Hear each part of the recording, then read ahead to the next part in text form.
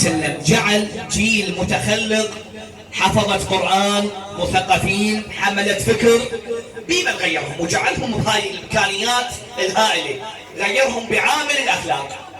قال إن أقربكم مني مجلسا يوم القيامة أحسنكم أخلاقا. حتى القرآن الكريم أكد، قال وإنك لعلى خلق عظيم.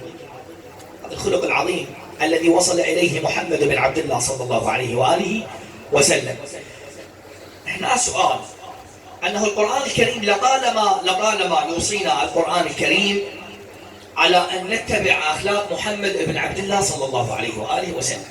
يقول ولكم في رسول الله أسوة حسنة. أنا شلون أجعل جيل اليوم، سؤال، شلون أجعل هذا المجتمع متخلق بأخلاق كأخلاق محمد صلى الله عليه وآله وسلم؟ سؤال، شلون؟ هو المجتمع شنو؟ خلي أعرف لك المجتمع.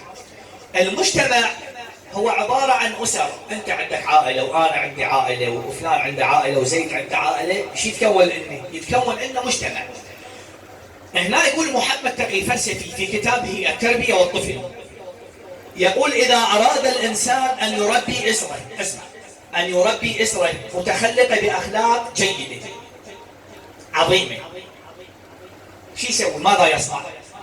يقول إذا أراد الإنسان يعني الأب أن يربي أسرة تربية صالحة فعليه أمر جدا مهم، فعليه أن يرتبط ارتباط حقيقي وارتباط مباشر بخط النبي محمد صلى الله عليه وآله وسلم.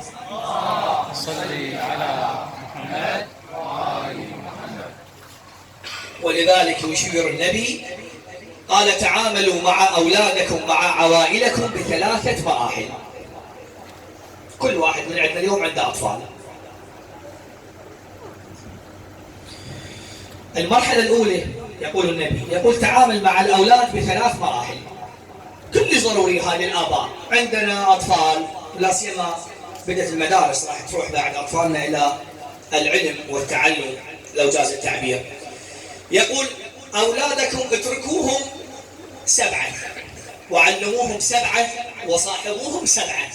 النبي يقول صلى الله عليه وآله حتى نخرج بحصيلة، يقول اتركوهم 7 وعلموهم 7 وصاحبوهم 7. خلينا نجي نفصل. يقول اتركه من الولادة، هذا ابنك من الولادة من يوم يولد في هذه الحياة الدنيا إلى أن يصير عمره قد 7. اتركه، لا تعلمه، اتركه، وفر له احتياجاته من طعام، من شراب، دفيه من البرد، من الحار، وفر له ملابس، غذيه تغذية حقيقية. اتركه من يوم الولادة إلى 7 سنوات. ثم قال وعلمه 7، من يوصل 7 إلى 14 علمه.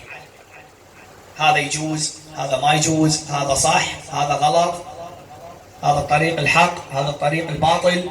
ولذلك تشوفون النبي ايش قد قال، ايش قد صار من قال هذا الحديث 1400 عام مو؟ اليوم تشوفون في كل دول العالم، في كل دول العالم الطفل ايش قد مسجلونه بالمدارس؟ كم سنة؟ سمعتوا يوم من الايام طفل سجلوه 4 سنوات بالمدارس؟ عمره 4 وسجلوه؟